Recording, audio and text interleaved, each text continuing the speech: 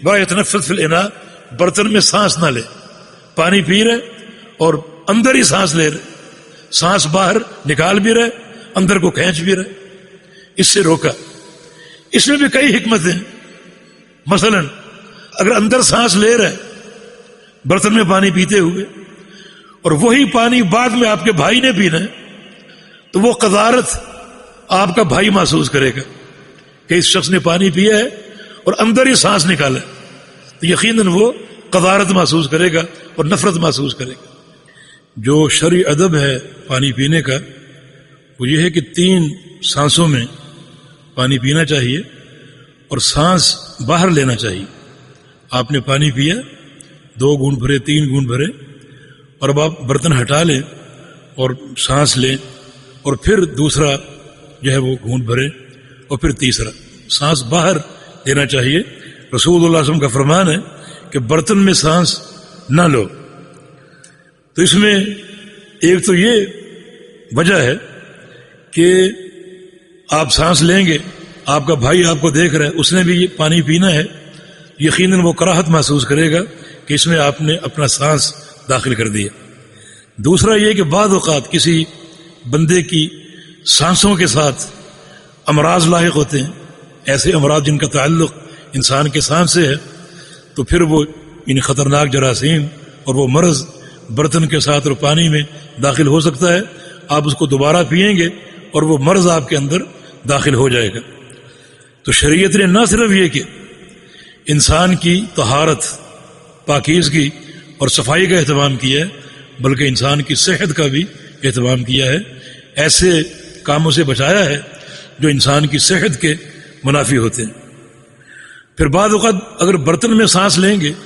سانس نکالیں گے بھی اور سانس کھینچیں گے بھی، تو سانس کھینچنے سے پانی حلق سے جا کر لگ سکتا ہے اور اس میں ایک مشکل پیدا ہو سکتی ہے جس کو عربی میں شرق کہتے ہیں، شرق، اردو میں اچھو آنا کہتے ہیں، یعنی حلق سے پانی آپ کے ٹکرایا اور ایک کھانسی کی کیفیت آپ کو طاری ہو گئی، اس سے لعاب دہن بھی برتن میں گر سکتا ہے، اور یہ بھی ایک قذارت کی ظاہری شکل ہے۔ تو شریعت نے ان تمام امور کے تحت، صفائی کے تقاضوں کے تحت اور بندوں کی حفظ صحت کے تحت اس عمل سے روکا ہے۔ اور میں اسی سے استنباط کرتے ہوئے یہ بات عرض کروں گا کہ عام طور پہ پانی پر ہمارے ہاں دم کیا جاتا ہے، بعض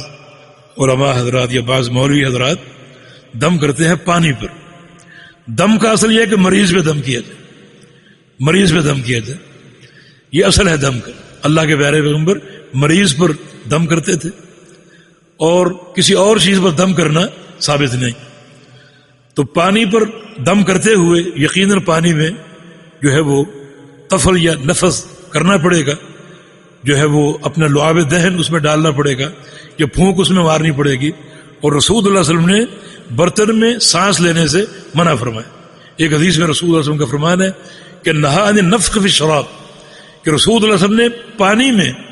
پھونک مارنے سے روکا ہے۔ تو یہ پانی پر جو اس قسم کے دم کی شکل ہے